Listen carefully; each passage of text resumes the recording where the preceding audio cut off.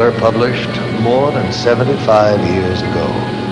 H.G. Wells's War of the Worlds. It was written and read as harmless entertainment. Science fiction was just becoming popular. Fairy tales for adults.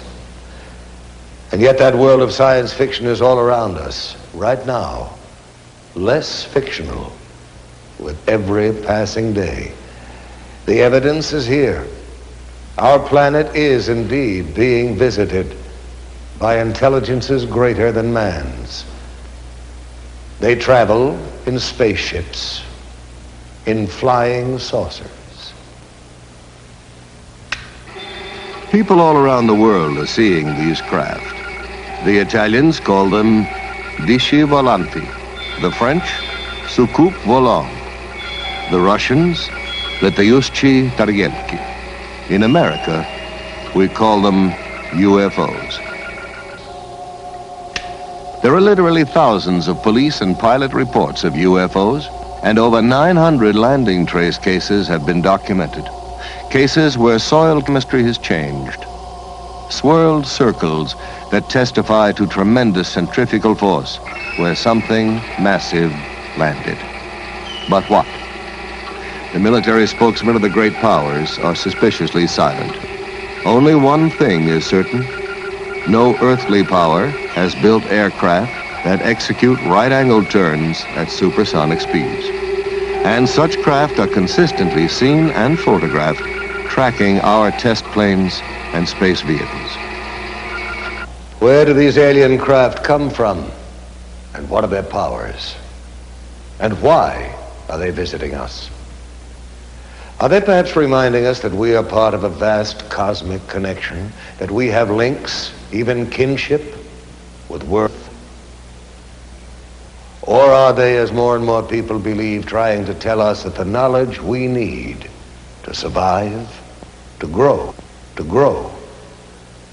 is right here on planet Earth, hidden in our science and in our past? Our planet is in crisis. And some say all this has happened before, a long, long time ago, to that mysterious, fabled land, the lost continent of Atlantis. In the 4th century BC, Plato in his dialogues vividly described an island continent beyond the Pillars of Hercules called Atlantis. Ancient Mesopotamian tablets refer to a land destroyed by the Great Flood. The Book of Genesis, the Koran, Mayan legends, the epic Gilgamesh, all speak of this once flourishing civilization, whose science, it is said, surpassed ours at the moment of its destruction. What became of Atlantis? According to the records of Egyptian priests, in one cataclysmic day and night, the entire continent sank into the depths of the ocean. Russian physicist Immanuel Velikovsky has suggested that Atlantis... The what? The John. You know, Donegal, head, water closet. Look, what my friend is trying to say is that she wants to know where the toilet is so she can take a bath. Well, if she wants to use the toilet, that's out back. But if she's wanting to take a bath, the tub's in the kitchen. This I've got to see. Which way to the kitchen?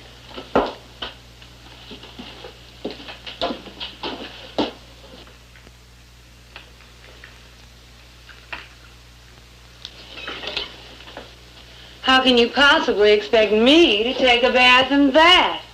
I do it all the time. Try to remember, Suzanne, not everyone is as big as you are.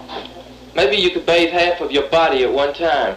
I'd be glad to hold your feet in the air while you bathe the top half.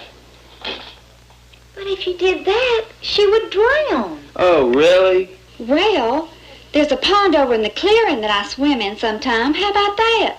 Well, that would get the dirt off at least. Unfortunately, it's better than nothing.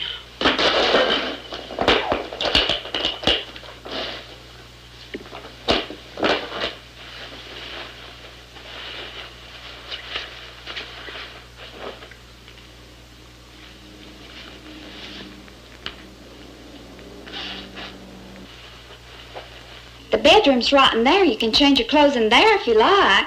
It's all right. I can change right here.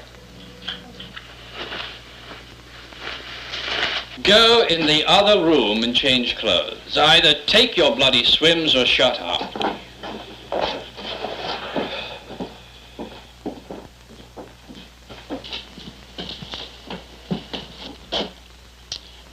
Do you live here alone, Miss... or is it Mrs. Cravens? It's Mrs. Cravens. But why don't you call me Ruby Sue? Everybody else does. Me and my husband lives here. No one else lives here with you and your husband? Well, Toby, he sort of lives here. Toby, is he your son?